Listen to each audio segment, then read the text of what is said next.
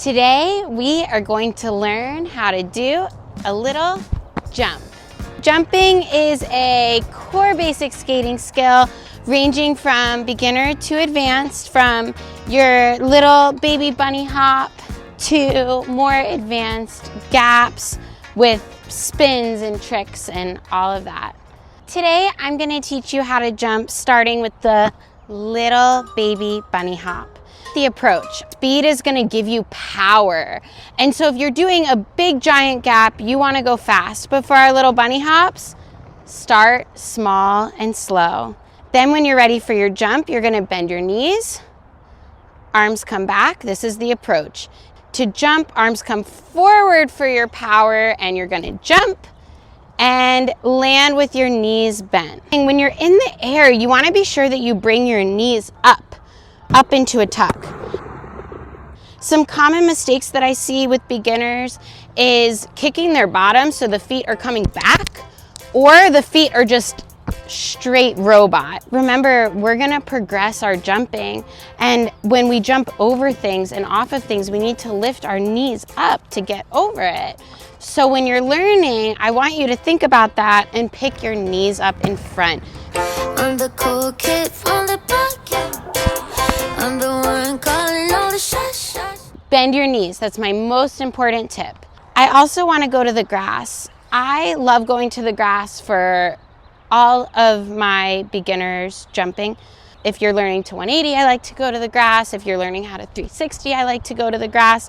If you're learning how to 540, did I just do it? I like to go to the grass, and that includes just a regular jump. Bend your knees, arms come back.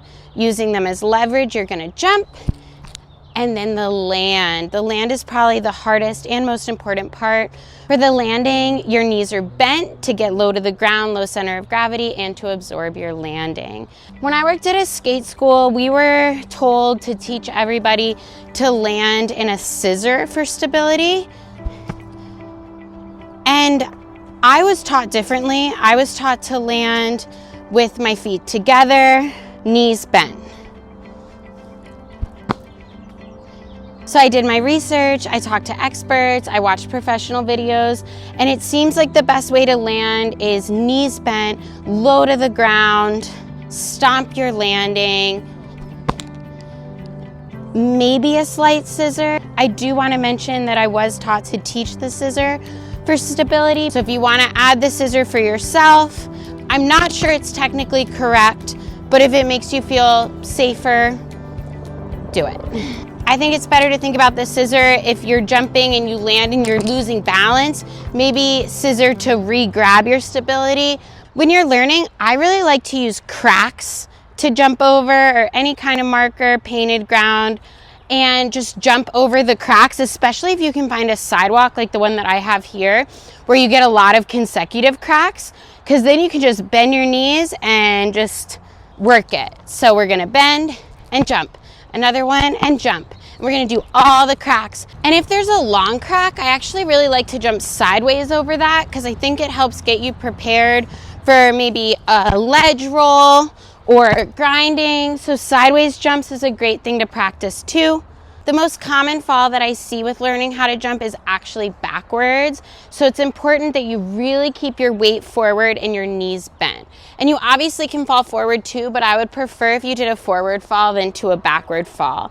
So when you do your jump, knees bent, weight forward to prevent that backward fall that I see so commonly.